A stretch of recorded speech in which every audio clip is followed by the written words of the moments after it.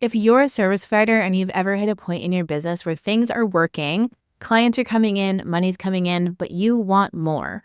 You want more time, more freedom, more money, but you don't see how that's possible with your current setup, this video is for you. Hey there, I'm Ashley, and this is my interview series, Ashley Stays in Her Lane.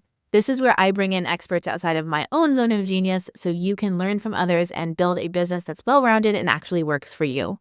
If we haven't met before, my lane is systems and automations. So I help coaches and service providers use Airtable to create simple, scalable systems that help them take on more clients, get better results, and save a ton of time so your business actually feels easy to run. But before you can set up systems, you have to know what you're scaling and what your offers are. Scaling gets thrown around a lot in our industry, and in this video, we're talking about what that really means and what that looks like, and how to figure out what type of scaling is right for you. My guest today on this episode is Emylee Williams. She's an award-winning consultant, a former 7-figure agency founder, and unapologetically neurodivergent strategist who's been obsessed with productized offers since before they were cool. We're going to get into what that means in this episode. She's also the creator of Sold Out Services, a framework that helps service providers build scalable signature offers that grow their income without stretching their capacity. So we are super, super aligned. She's an amazing affiliate for me and my offers, and I love being an affiliate for her as well. She's just like my eyes and ears on the ground when it comes to what service providers need and what they're struggling with. And really, we get into just great things in this video, so I'm really excited for you to watch it. If you are a service provider who loves what you do but feel like you've hit a ceiling, we're going to unpack the 5 real ways that you can scale. So from staying solo to hiring a team to building digital offers and how to decide what's best for you right now. If you want to learn from Emylee, I highly recommend connecting with her. Follow her on Instagram and send her a DM and say that you found her through this YouTube video. She'll be so stoked to hear from you. And there's different ways to connect with her in the description below. Like I said, she's a dear friend of mine. I loved having this conversation. She's truly my go-to when it comes to understanding what service providers need to scale sustainably. So I'm so excited for you to dive in and listen to this. So let's get started. Hi, Emylee. Thank you so much for being here. I already did a more formal intro before this, but share with the people who you help and what you do. Hi, I'm so excited to be here and get to chat again about my favorite topic ever. So I know today we're going to be talking about productization, and that ultimately is kind of my tagline for what I help folks do. I work with one-on-one, done for you and done with you service providers who are looking to scale and grow without needing to hire a huge team or sell low-price digital offers. And so my answer to that is productization, and it's just a sexy word basically of systematizing the entire ecosystem of how your one-on-one service-based business runs. Awesome. Yeah, I am a systems person. And so systems and scaling and productization are all words that like you and I know very well. Yeah. That makes sense. But for Yeah. people who are getting started, they hear the word scaling and they're like, what does that actually mean? What does that actually look like? And something that I really like about you and your work is you have really broken it down very clearly, like the 5 ways that you can scale as a service provider. And you have your favorites, pros and cons of each, but let's dive into those and let's really talk about zooming out a little bit. I talk about scaling, and I have scaled in certain business models, and like there's not really like a right one or a wrong one, but there's definitely the ones that work best for different business owners. So I'm excited to walk through those like 5 different ways that you can scale. Before we talk about like how you can scale, can you really break down like what scaling means? And I know you have something called the ceiling season. So talk about scaling and the ceiling season and really what that looks like. The ceiling season is one of my favorite terms that I came up with recently and love talking about it. So ultimately, scaling to me in this industry, in this world, is when we want to make more money and grow our business in any capacity. It could mean by taking on one more client. It could mean reaching your next revenue goal. It could mean staying in your revenue kind of level that you're at, but scaling by impacting more clients or more students or more people. Scaling, I'm sure there's a right and a wrong way in the traditional business sense to describe that, but that's how I look at it, is when I'm looking at my business and I want more out of it, whether it's more ease, more time, more alignment, more revenue. It doesn't always mean revenue to me. And that's kind of how I look at it, because we all run our businesses for different reasons and we all have different goals. And this industry is so nuanced. And I think to sum up scaling to any one sort of metric or milestone is doing a disservice for a lot of folks who are just at different points in their life and their business and their goal. And so it's truly whenever you want anything more, okay, let's look at what is that thing actually that's going to make the difference? Is it revenue? Is it time? Is it support? Is it systems? Like, what is it actually looking like? And then that's kind of, that lets you get the filter for then looking at, okay, where do I need to now actually implement that or learn something new or bring on someone to kind of help me achieve that? Yeah, and I love that concept of a ceiling season because it feels so like tangible. It's like everybody knows when they're hitting their ceiling. Like if I brought on 2 more clients with the current systems or the current deliverables I have in my offer, like I couldn't do it, I would break. And so for all of us, there's so many different types of ceilings that you get. And like there's so many different solutions and ways to scale to address that ceiling season. So if Yeah. you're feeling that like I want more, but I don't know how I could possibly get more with my current setup, this is like a really great YouTube video to Yeah. be watching. Well, and it's also for service providers, especially done with you and done for you providers who are doing their craft and they are actually delivering a tangible result. The ceiling season, the way that I describe it, and I have a visual, but it's when your revenue increases, your capacity doesn't also increase. Like your capacity goes down as your revenue increases. That's just a fact of the matter. It's not a good or a bad thing. It just is how those businesses run. And I think that for so long, there's been this kind of mentality around when I hit that ceiling that I'm doing something wrong or other business owners have this figured out, or well, why can't I push past this? And to me, hitting a ceiling is truly just a time to pause and reflect in my business and say, okay, this is a fact. Do I want to do anything about it? Is the first question. And I think that that's one of the options that we're going to go into as our first scaling option. Do I actually want to change what's going on? There's a lot of internal and external pressures about hitting certain milestones that I've certainly put on myself, that I've talked about, that my clients have dealt with. And honestly, like at the end of the day, it is our job to decide what is enough for us, both today and in this season and in this quarter or in this year. And maybe next year that number changes or next quarter that number changes. I've certainly been I've been in this game for like 14 years now, which is bananas. And there have been years where I have intentionally said, if everything can just coast and be easy and nothing changes, then I'm good. And like, what do I need to do to kind of just maintain? And then there have been seasons where January 1st or December 1st, I'm looking ahead and I'm like, no, I'm wanting to like really exponentially grow next year. What does that look like? And it's just in that decision and that alignment and owning that you're making that decision and that it doesn't have to mean anything. Yes. Okay.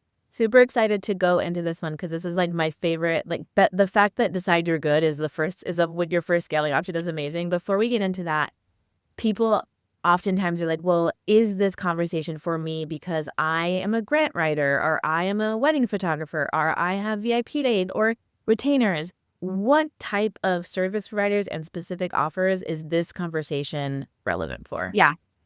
Oh, well, I strongly believe that anyone who is selling something, anything at all online can benefit from this conversation. Productization is not my term that I own. It isn't in my own IP. It is a way in looking about your offers, you're selling, your delivery, your assets, your market, literally everything, and looking at how can I streamline that and how can I make that run more efficiently.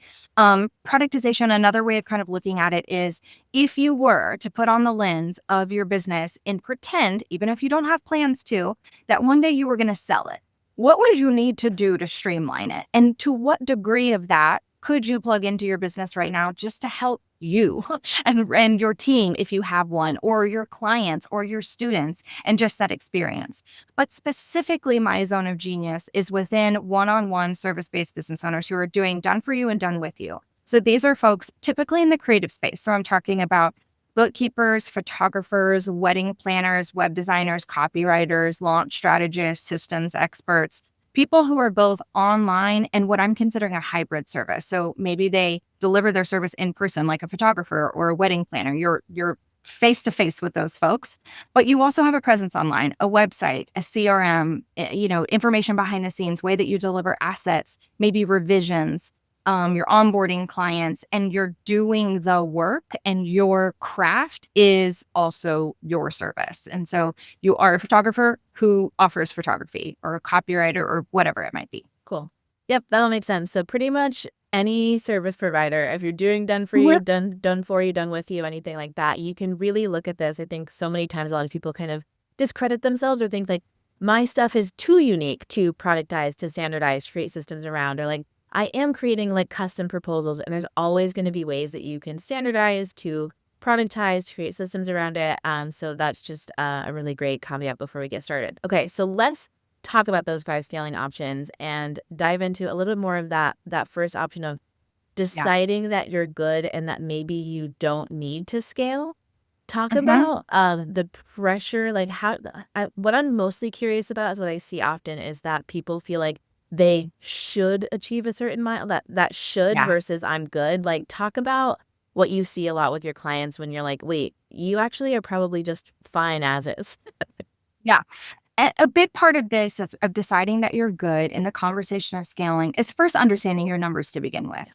The amount of clients, and it's just so funny with how systems brain I am and how metric focused I am. My clients are the opposite, and the data kind of scares them, and they're not comfortable with it, and they don't want to look at it, and they want to make decisions off of it and be informed, but they don't know how. And so luckily people like you and I exist, and can kind of help transition that. But what's really interesting is that a lot of us, especially as service providers, make assumptions about how our business is performing because it is so peak and valley. Service providers have, unless you have a wait list and you're getting booked out way into the future, it is when you are, hunting for leads, you get some inquiries and you get some conversions, and then you go do the work, and then you're like, oh crap, these projects are wrapping up and I need to go get some more leads. And then you go do that. And then it's just is that cycle. Again, that doesn't mean you're doing it wrong. That is just kind of the nature of this business. But there is a level of, are you chasing leads that you don't even need? Are you chasing projects that you don't even need? So if you actually have a system set up in place to show you the data of, okay, maybe you did have a really, really big month. I work with a lot of providers who do still offer custom work. I'm definitely not getting service providers out of custom work. I'm helping you run custom work easier, right? And decide what that result is a little bit more clearly. Because custom work is where a lot of high revenue months come from with service providers.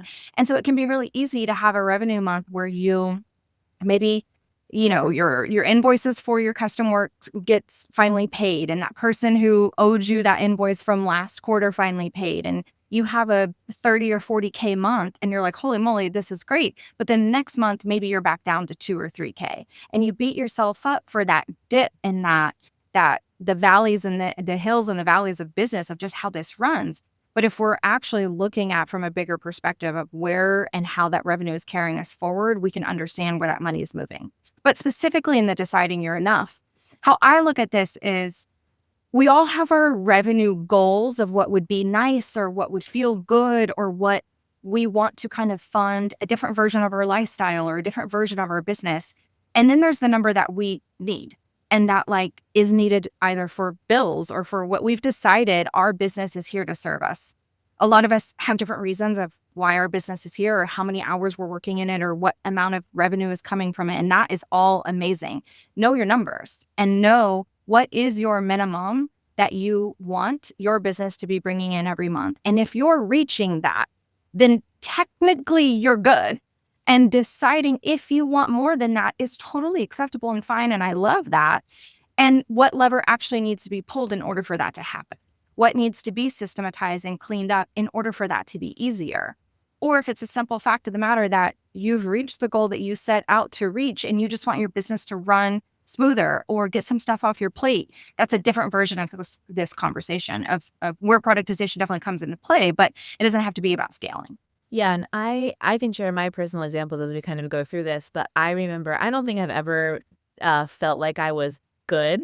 I did this good. I mean, Right. sometimes I'm like, oh, I could have, but I always knew and even right now, so I'm looking at I like really being able to forecast. I'm like, I want to make 500K. Why? And it's always like, Mhm. why do I want to make that? Because it's a shiny Yeah. round number that's like acceptable. It like feels good in the business because it's normal to want to double your revenue. And if you're Yeah. not, you're failing. If that's the reason why you're making your decisions in your business because it's the milestones that everybody else is achieving, Yep. that is not the best reason to go for those things. But like, I do want to go for those things because I see what I want my life to look like. And I've run the numbers of like, all right, how much is it, like, how much does my life cost? And then Yeah. how much does my business need to make to fund my life? I did those Yep. numbers first. And I remember I was also doing VIP days, and I also knew like how many VIP days did I want to do in a week?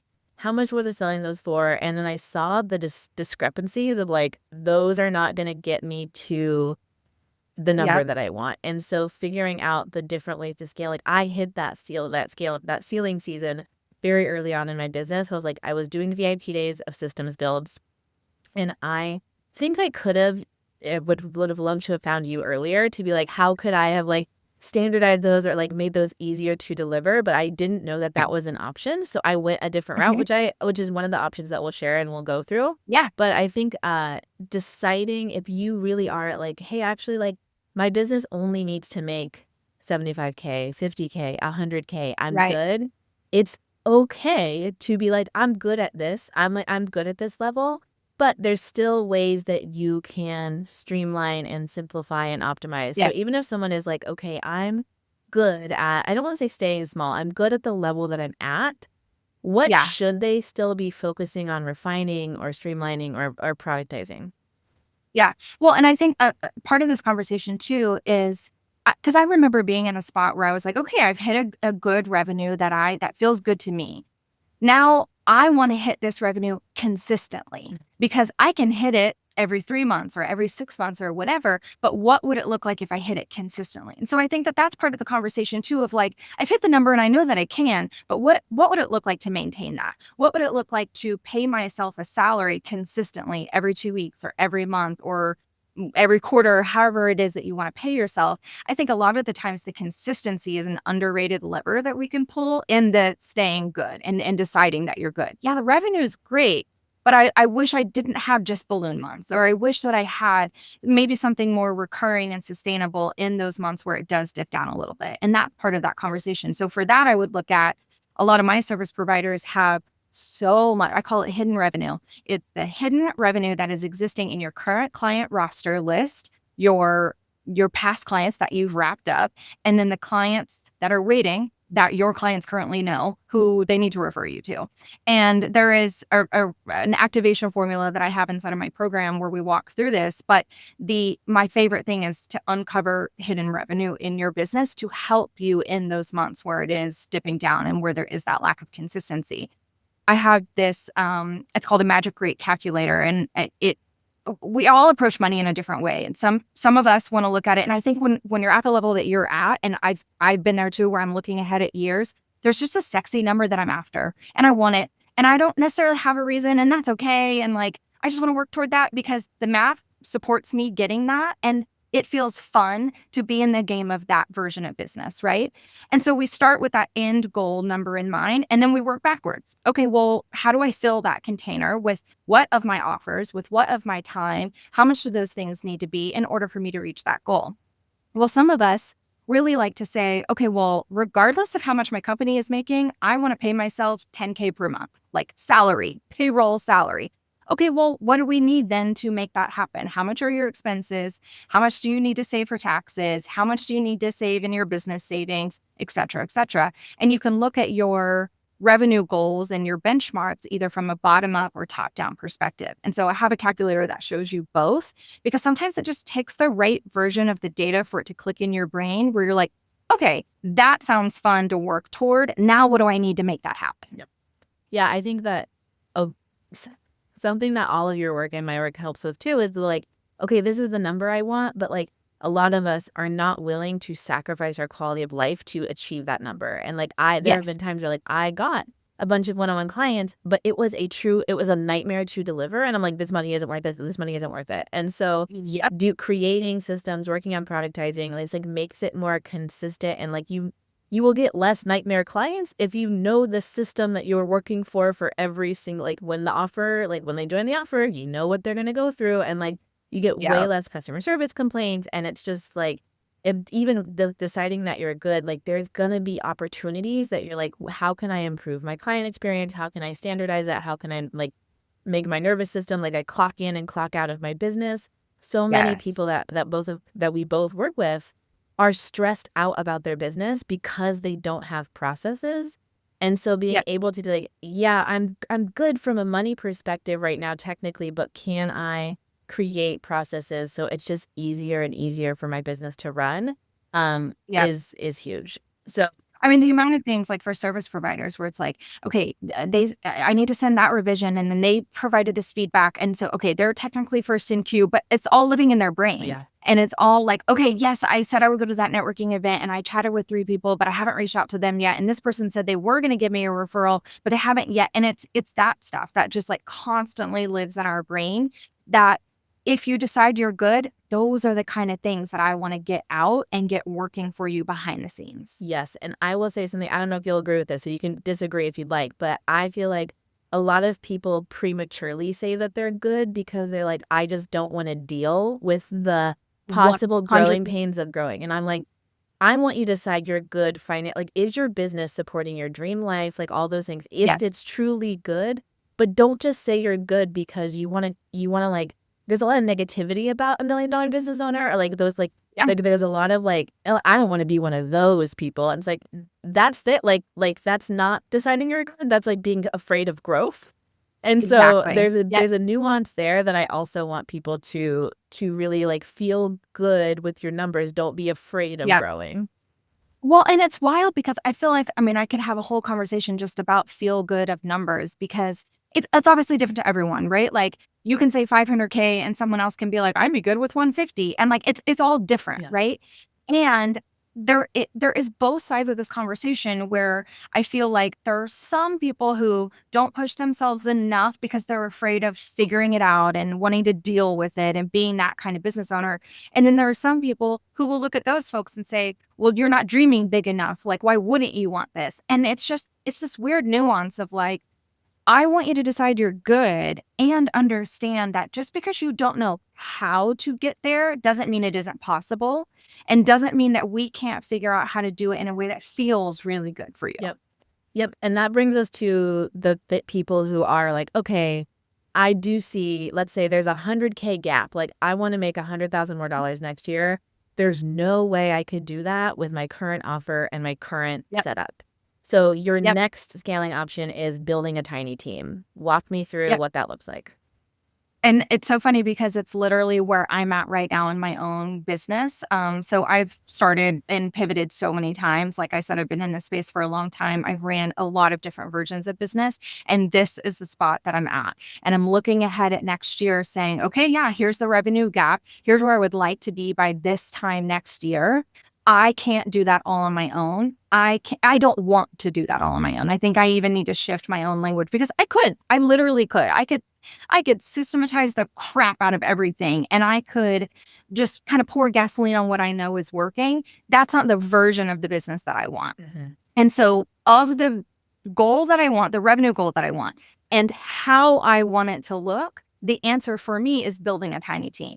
And so, this to me is the first level of support that I want you to kind of deploy after you install systems because you can get so far with system. I know this is in your messaging too so much. Like your system, I mean, truly is the reason why I'm waiting until 2026 to hire Yep. because I didn't need to, because it was such an incredible stopgap in my own processes that it was like, okay, this can buy me a year of time while I go into that next phase of growth. But specifically for if you've got your systems figured out, then you're looking at bringing on a tiny team. I look at this first level of support, of human support, as not necessarily client facing. And I know service providers are really hesitant to bring on team members who are client facing. And you can get a lot of support even with back end support and behind the scenes support. So think about like sending contracts, invoices, following up with people who haven't paid, signing you up for networking events and RSVPing to things, managing your calendar and your inbox, really helping you fulfill in the doing, like the getting the material where it needs to be, not necessarily the creating the material. And I'm going to be honest with service providers that, again, that's a stopgap level of support. Could potentially buy you 6 months, a year of time, just depending on the size of your business. But with back-end support being people and not client delivery, you're going to hit another ceiling. And that's fine. I think what's funny is that we kind of plug in option one at the end of every single scaling option that we implement. We implement building a tiny team and we say, okay, what has this gotten me? What revenue am I at now? How does it feel? Am I good? Because you don't have to keep going after that if you don't want to. Yeah, and that makes a ton of sense. And so if you're I'm just gonna use VIP days because it's easiest, like the math Yeah. is easiest, but like you you want more revenue and it's just you and you don't want to have somebody else doing your VIP days yet. Building a tiny team, and for me that my brain goes to like how like back end delivery stuff. So like you're still the person doing the front facing client work, but you're hiring somebody else, systems, a person otherwise, to do the back end stuff. So you free up, if you can free up 5 to 6 hours a week out of admin because you hired somebody, you can take on another VIP day. If Yep. you charge $5,000 for a VIP day and you do an extra one each week, that's $20,000 that you've just been able to Yep. scale. That is scaling. It's the same amount of hours that you were doing, but you now are able to take on more client work. You're doing the front facing stuff, and you have systems and team to support you in the back end. So that is a really good first, very tangible way to think about scaling. Same amount of hours for you, but you're able to do more client work because a team and systems are doing the back end admin stuff. And it's also part of like it back end client delivery too, how I look at it. So in my business in and of itself, I practice what I preach. I know you do too. I'm my consulting arm. I'm delivering my productized service. I'm delivering the done for you service. I work with high level consultants. They're brought into like Fortune 100, Fortune 500 companies. They're traveling literally the globe to speak on their expert topic. And they don't know business and they don't know the kind of digital ecosystem that makes their business easier to run behind the scenes, connecting or creating a newsletter and a lead pipeline organizer and touching base with all of those people that you just met in Dubai at that networking event that you got hired to come to, like all of these things. And so I'm literally designing and installing and training their team on how to use those things in a consultant corporate level. Well, that is the service that I'm delivering.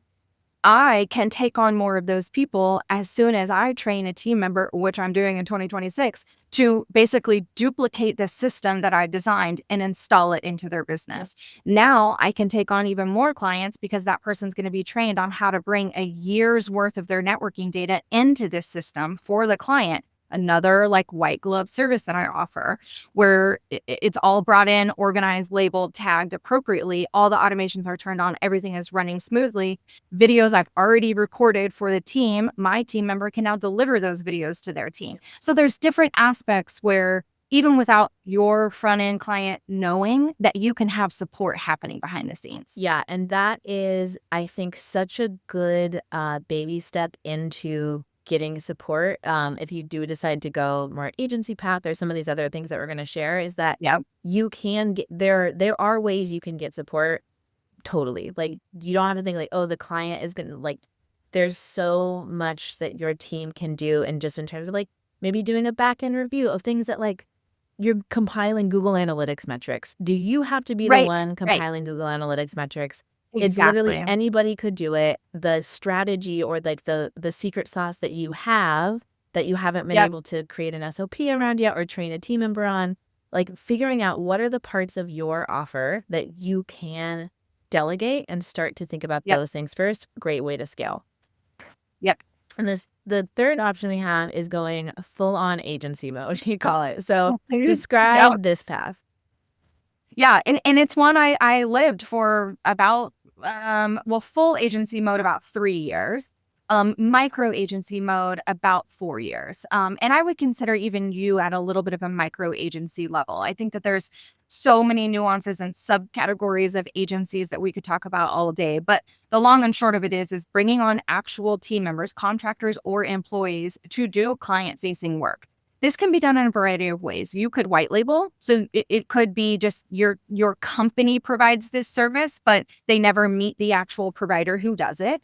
You typically would then upcharge that service that's being done. You work on a white labeling partnership with the service provider that you are specifically working with.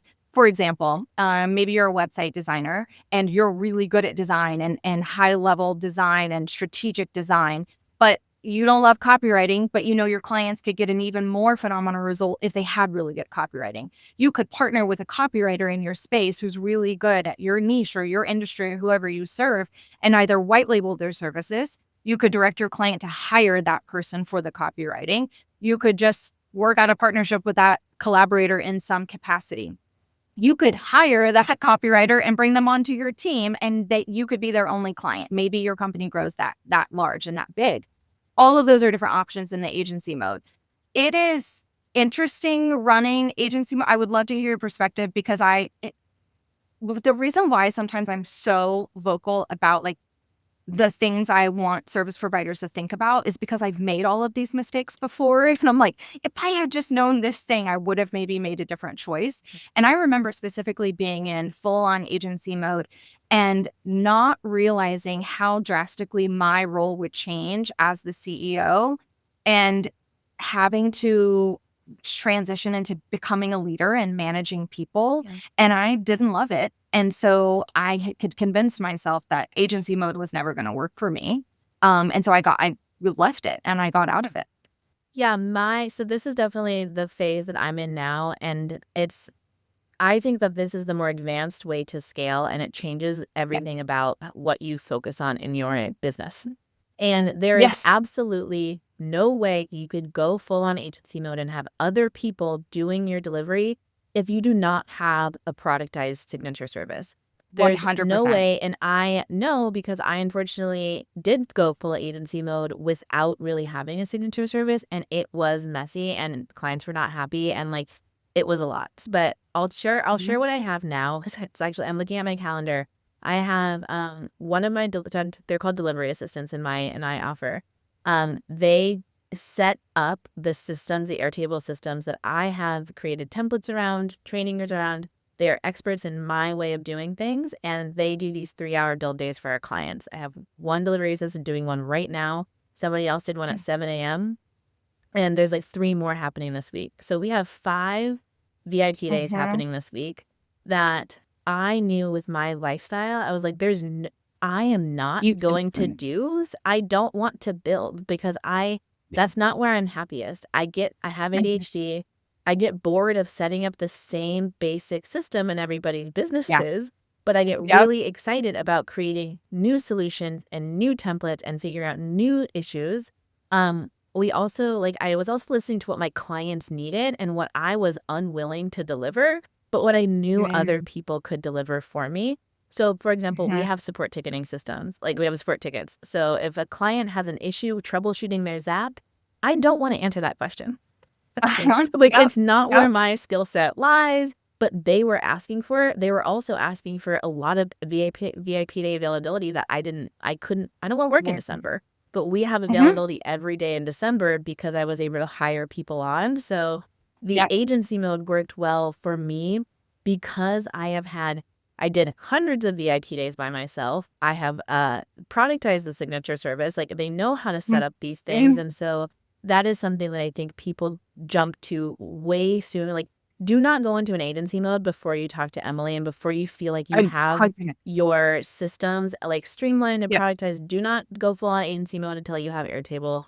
Don't go full on agency mode until you feel like you have an SOP for every part of your service, Yep. because that you can have so many customer service issues and burn yourself out and cut that revenue stream off Yeah. prematurely, because that sounds like a Yeah. little bit it's like, oh, I had Yes. an awful experience with agency mode. This doesn't work for me.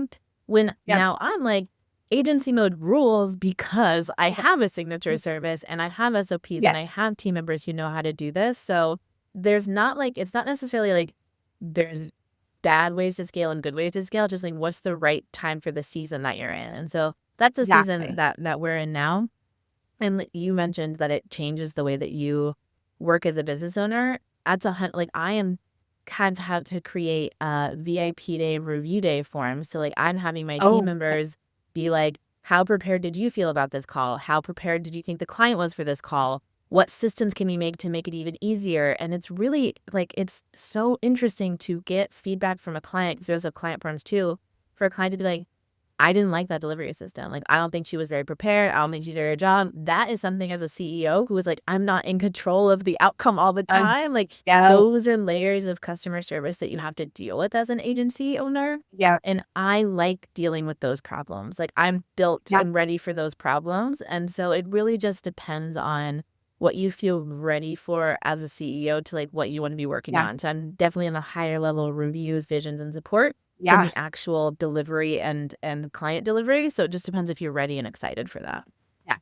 Well, and I think what's really cool is the other aspect too, and this way I feel like I was having this conversation every single week, because I hired a leadership consultant. I was like, okay, maybe I'm just not a good leader, and that's why I don't like this. And so I did a year-long program with an incredible service provider. I did learn so much, and I learned so much about myself, and that wasn't my problem. Like that specific piece wasn't my problem.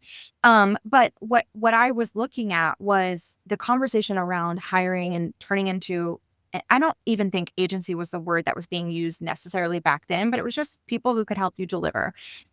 The question at the end of the day from every single coach I ever worked with was like, well, what's the ROI of that team member? What's the ROI? And for the longest, there were people who didn't have a clear ROI. They were just like saving me a headache, which I wasn't giving, I don't think, enough credit to at the time. And what they were taking off my plate that didn't maybe have a direct correlation to revenue, but was still impacting the business. But what's cool about how you have it set up is quite literally, you can do 5 VIP days this week at X rate, which brings in how much revenue? How much are you paying for someone to do that delivery? Now, what is your profit on that offer? And we have those calculators built for you all inside of my program. When you think about bringing in folks who are doing delivery, and you'll have your owner actual like hourly pay, and your team hourly pay based on which offers of yours they're contributing to and how much time. Yep. Yeah. And of course, like I wouldn't even call it a con, but just something to be aware of is your profit margin, of course, is impacted when you have to pay somebody else to do delivery. And that's actually Yes. something that's another CEO decision that I don't want to really have to look at right now. We have about ten to $11,000 a month is going out in contractor fees right now. And I'm like, Yep. wow, that is by far my biggest expense in my entire business. Yeah. And now I'm looking at my offers and saying like, okay, like how much does each client cost me in terms of delivery fees and does the offer cost and do I need to raise the rates of the program? Like you have to Yes. be really mindful of profit margins when you have delivery assistants because Yep. that's something like you have a $2,000 offer, but if you're paying your team member $1,500 to deliver it and taxes, like you don't want to lose money, and it's really Exactly. easy to kind of like not be paying attention to that. Yep. uh, Well, and that gives you benchmarks of what to actually launch and promote and make sure that you're hitting your metrics yep. of, okay, if you book 10 VIP days a month, does that pay for all of your, I know it's way more than what you need, but what does that pay for in your business? And some of us look at it like, okay, well, if I can just reach that number, then I'm not going to worry about it. And like, yes, it's costing me 11K per month, but I'm going to hit my target goal and I have the plan in place in order to do that. And then everything else on top of that is extra. Yeah, and just like full transparency and how my brain is thinking about it too as I'm going into the new year is we're launching a couple different offers. We're doing a more high Mhm. level done for you offer, but then also thinking about a certification program. And I'm like, wow, the certification is going to have way less overhead and the profit margins are going to be way more favorable. And it's interesting, like it's really important to be looking at your offers with that Yes. in mind of like, how much is it going to Yes. cost for me to deliver this thing?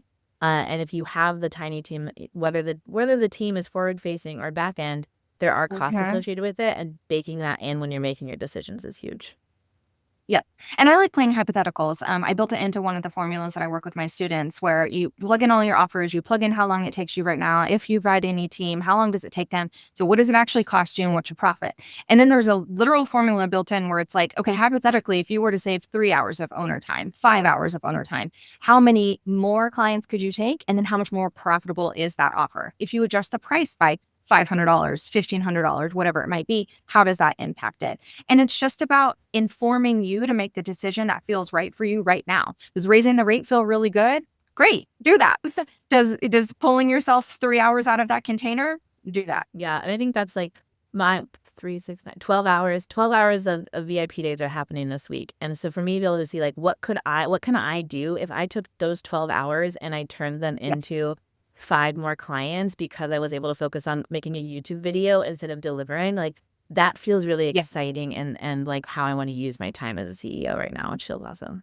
Yeah. Yeah. Okay, so we've talked about team. The fourth Mhm. option is building digital offers. So describe to us this path and what you consider to be a digital offer. Yeah, I definitely want to get clear on that first, because in the scheme of this conversation, when I talk about digital offers, I'm specifically talking about completely DIY, completely hands off. You create it once and you don't have to do anything other than customer support, low priced digital offers. So I think that sometimes there gets some confusion in the world of like hybrid models and I know yours is it is truly a done with you container disguised as like a hybrid, coaching group program. It is because of your systems, because of your productization, you're able to provide such a hand holding, and I say that in a very positive way, experience for your clients going through it because of how you have it set up. That's not what I'm talking about here. I'm talking about a $17 template, a $97 mini course that you create, you load up in a course portal, and you send traffic to a sales page and you get sales. That's what I'm talking about. So there comes a time, it's a fork in the road for every service provider, online business owner in general. You've built your business, however you've built it, you've gotten to a certain point, and you are deciding that maybe team isn't the route you want to go, and you don't want to be a leader, you don't want to manage, and that's just not the season for you, and that's totally fine. What a lot of people try to implement first, even if they want to do a team, they try to do this one first, is building low price digital offers, thinking that the one to many is going to help them bridge the gap of their revenue goals. And you mentioned it earlier about talking about, okay, what is the actual revenue gap? And that is a conversation that I don't think no one knows that number when they actually decide to implement these new strategies. When you look at your annual revenue right now or your monthly revenue and you have your goal, monthly or annual, subtract it, and then you have your gap, right? So then you take that number and you say, okay, if that number is 5K, 10K, 50K, it doesn't matter. How could I fill that container with different offers? What excites me of my current list? What excites me to create something new, or partner with someone or whatever that could look like? But a lot of people feel like doing the one-to-many route to bridge that gap is their only option. And it is an option. And in my experience, it has a lot more cons and consequences than the other options that we've talked about. There's a little bit more learning curve here. There's a little bit more maintenance that is unexpected. So in the grand scheme of things, if you're looking at replacing a large revenue gap with $17 offer, you're going to need a lot of sales to make that happen. That's just the math of it, right? And in order to get those sales, you're going to need a lot of traffic. And in order to get in front of that traffic, you're going to have to be exploring options like creating content more consistently, showing up potentially on social media and different platforms, potentially running ads or networking differently and collaborating. All of those are great things. All of those things work and can work for any business. But if it's not the way that you want to run your business, it's not the way you want to show up, it's not where you want to spend your money and your time in order to get those leads, that game, the more marketing game instead of just the business game, if that's not interesting to you to figure out, don't go down that route. Look, just don't do it. You don't have to. I think I'm just going to be the person to remind you that you don't have to. That isn't your only option. And it is slower than you think. It's more there's a lot of management in that. If you need 400 sales versus 10 sales, that's just how math works. You're going to be getting more emails. There's going to be more systems that you're probably going to have to pay for. An email marketing platform, a course portal platform, so many things. And it's just, it can feel sexy and it can feel fun. And it is like creating those things for certain creators feels very exciting and feels like very worth our time. And I just think that there's a lot that's underestimated in that conversation. Yeah, I think I am very guilty of doing this recently where I have a $2,500 group program that I had some delivery issues inside of. So I shut it down and I was like, I'm just gonna run a template shop. My templates are not low cost. They're like $300 to $500. Yeah. But it is an entirely different skill set, even from promoting a group program to promoting a template shop than I thought it would be. Like there Yep. it's and so if you're a service provider who's used to one-on-one and sales calls and you're trying to pivot to a low ticket template shop, it is an entirely different business model and Yep. it's really tough. And I was like, oh, I was getting sales. And I remember I was talking to my business coach. I was like, oh, the template shop is working. I got like 20 sales. And she was like, how much is that? And I can't, that would be what? 10K. I was like, I got 10K Uh-huh. last month. And she was like, how much was your last Systems Over Stress launch? I was like, $75,000 in a week. And she's like, Yep. cool. So interesting you're saying it's working when it's like bringing you way less money. And Yep. now what if you, this is my perspective, is if you want to build a digital offer, don't don't stop Don't don't stop stop the saying. service as a service provider that you have. Yep. Standardize, like still standardize it, productize it, create systems around it, and create that digital offer because you want to as a passion project Yep. or like as like a like this is gonna fund like this is gonna be such a small piece of my revenue, at least until I learn how Yeah. to market it and sell it. I Right. stopped selling my offer that I knew was converting to focus on the template shop. That was the wrong decision. Yep. Cost me a lot. And just a lot. I didn't make as much money as I could have. And now how I look at it is it's an incredible way for people to upsell and get a taste of what I do and upsell into my bigger offer. And so I'm Yep. curious if you ever see that if like people can build digital offers that give people a taste and then it is like, okay, now you can work with me to uh book your wedding or book a Yeah. brand photography Yeah. shoot or something like I that. definitely think in full transparency, it is harder for done for you service providers to have an appropriate low price digital offer that kind of teaches that step zero. Yeah. I mean, think about if you're a wedding planner, if you're a photographer, like prepping people, because the way that I would coach this and talk about it is like, okay, well, what's step zero? If you're step one, what's step zero? If you're step five, what's step one, 0 through 4? That you could teach them or have them go through. But in the service provider realm, the folks that I work with, they're offering their minimum price point is like 5 to 7K to work with them. And that is truly the floor. And so for those type of folks who are willing to pay that amount of money for someone to do something for you, they don't want to learn how to do it. Yeah. And those are two completely different audiences and two completely different messages. I mean, you open up Instagram and you're like, okay, who do I talk to today? And your website talks to different people. So then you buy another domain and you have multiple websites. And it's just a whole like rigmarole of management. And so instead, what I talk to my service providers about, one thing that you do really, really well, and another I think that you're kind of rolling out next year, but kind of looking at it as how can I add value to my existing container and support the clients who I already love working with, who are getting great results, get even better results. It can either be by you creating something and you putting it into your core program and whoever's enrolled gets it. I know you sometimes do that. It could also be like, hey, this is the next level version of it. So I call it level 10 clients. You're working with level 10 clients in your core signature offer. And there are going to be people of those level 10 clients who are even more level 10 for a different higher level container. Not everyone will ascend with you, and that's perfectly fine. But I like to look at what's the back end offer instead of a different front end offer. I want you to still be known for the thing that you do and your service and your expertise and the result that you provide. And if you want this result, this is how we work together.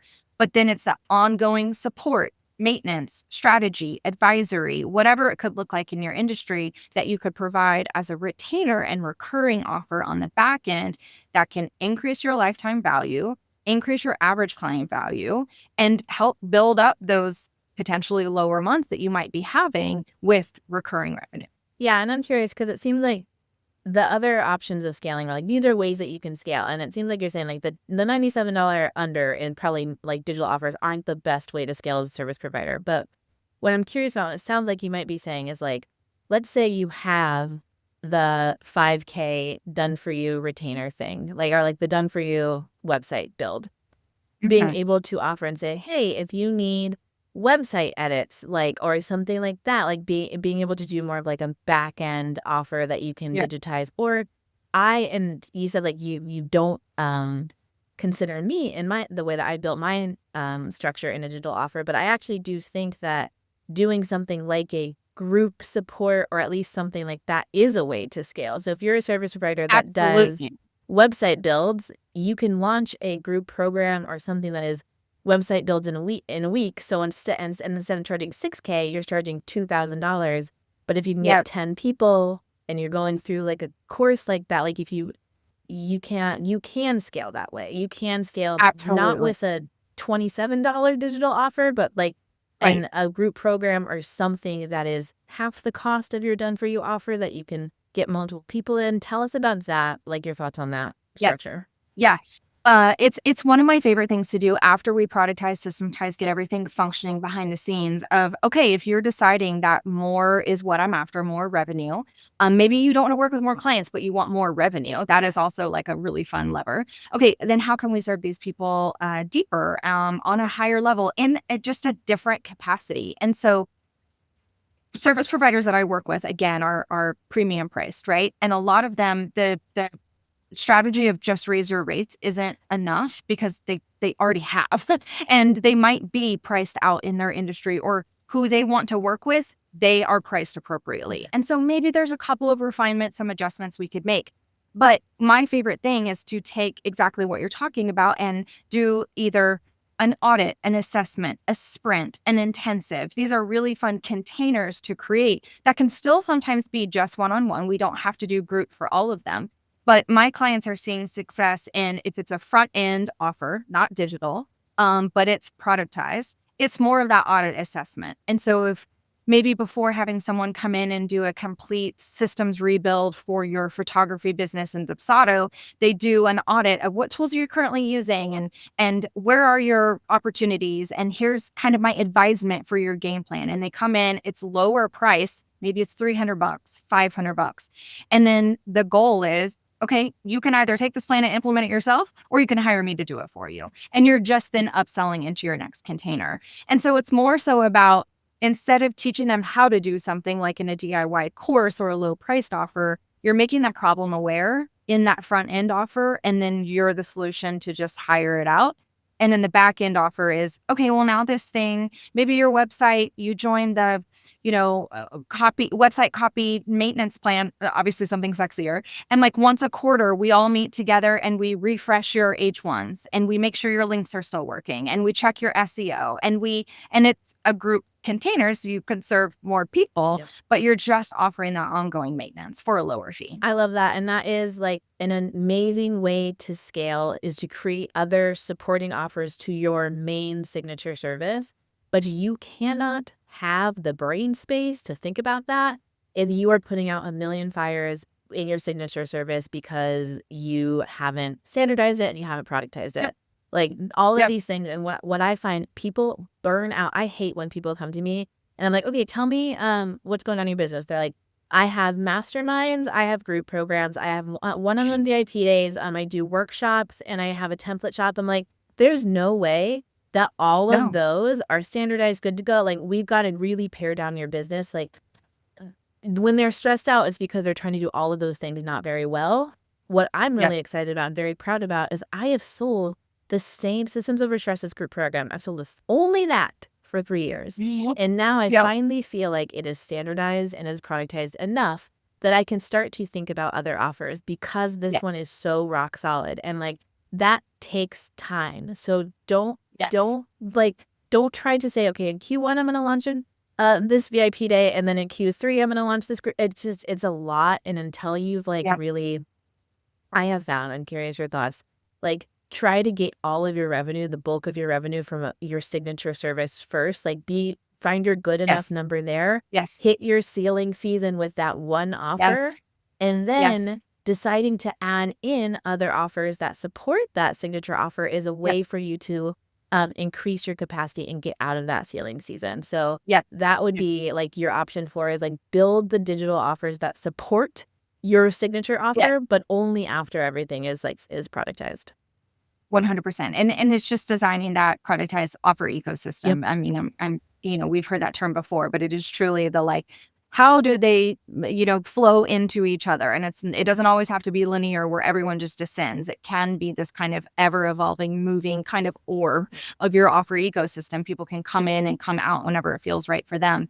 But the support within your current client roster is underutilized Yeah. for sure. And so that brings us to option 5, which is kind of something that it's not necessarily the fifth option. It's like you've got to do it regardless of whichever of Yeah. these options that you choose, which is productizing your signature service. So why do you think that so many people kind of avoid productizing their signature service? And like, what is the resistance that you see before people come to you and they're like, okay, I'm ready to do this?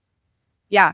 Well, a lot of resistance comes from really being nervous about doubling down on one thing and being known for one result and kind of stepping into that authority. A big part of the work of the messaging work that happens kind of behind the scenes just accidentally when we productize is you become then known for something. And it's sometimes scary to kind of step into that space and own that space and be the authority in that space. There's a lot of conversations, head jump conversations about like, why don't provide sexy enough results, and they're not metric focused, and they're not whatever. And so we'll definitely work on identifying what are the actual promises that you're doing in your service business to pull that out. But ultimately it comes down to really understanding of your level 10 clients. If you could, this question I ask every single client, if you could only pick one result for each offer that you have right now for your level 10 clients to achieve after they worked with you, what would it be? And typically the response is, well, they do this and I do that, and they do this and they also get that. And it's really overwhelming. It's overwhelming for you and it's overwhelming for your actual clients. And to me, my favorite part of being a service provider and being in this industry is getting to serve clients and doing that ethically and doing that in a way that feels in alignment. And part of being an ethical service provider is not overpromising and not being a yes woman and sticking to what it is that you're really good at, communicating the result that you want to get them, and then making sure that your entire ecosystem of your business is set up to deliver that result. And oftentimes, because I know you do too, work with a lot of neurodivergent folks, I needed these systems in place to remind me what I was supposed to be doing when I'm supposed to be doing it. And a big part of service work is like following up with people and sending revisions and getting feedback and communicating how many revisions people get. And the system of that can sometimes feel really overwhelming. And that's just one tiny pillar of the client experience that I'm referencing. But a lot of it is reminding yourself where you're at in the process and supporting your clients in allowing them to work through your client experience, your journey in order to get to that end result. So we keep the end result in mind. What is your authority? What is the thing that you're actually promising?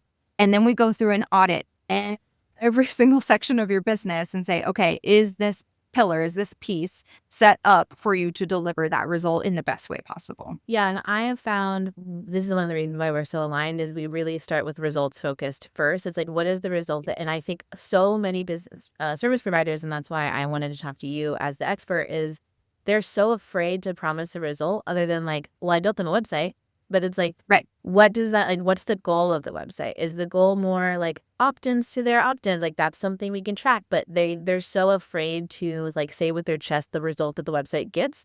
And that makes Yep. it has to make it harder for them to get more clients because like if you have one person said, I'm going to build you a website. And then I was like, I'm going to build you a website that 2x's your conversions and like brings you an extra 60K a year. You're going to pick that one. But that Yep. means like when you look at your offer, you have to be laser focused on like being able to have that result. It is so much easier to say, well, like we only do 2 revisions because like just like really getting clear on like what's going to move the needle forward for Exactly. our clients. Because if your goal is we build them a website and we want them to like it and we want them to be happy, that is a moving goalpost that is really hard to like. Yep. And that's And where so people cool. pleasing and over delivering and all of those Ballooning. things Yeah. start to happen. And so productizing your signature service and figuring out what is the result that you want this service to get and how can I make it easy for me to get that result, easy to deliver, make it profitable for me to deliver all those things. That is what you really help your clients do. Yeah. And a big part of it is, I mean, also in kind of the theme of this playlist of staying in your lane, right? Of understanding what is the result you want. I was tested with this just this week. I have an amazing client going through my own program right now. And she had DM'd me asking about if there was going to be anything about hiring and team support. And while I have a lot to say about that, and I definitely could provide scripts and different ways of thinking, and I'm sure an Airtable formula, I sat there and I was like, I don't want to do that though. And I'm sure there are people out there who help service providers make their first hire and onboard that person and train them and do whatever. I can help you make sure that your thing is productized so you know what to actually delegate and that kind of part of the process. But the process of actually finding the talent and bringing them on, that's not a wheelhouse I want to be familiar with. And so it's truly reminding yourself at every turn, because people are going to be asking all the things of you, of where do you best sit in your authority? And does that help them drive back to the result that you promised them? If not, you don't have to create anything for it. Mm-hmm.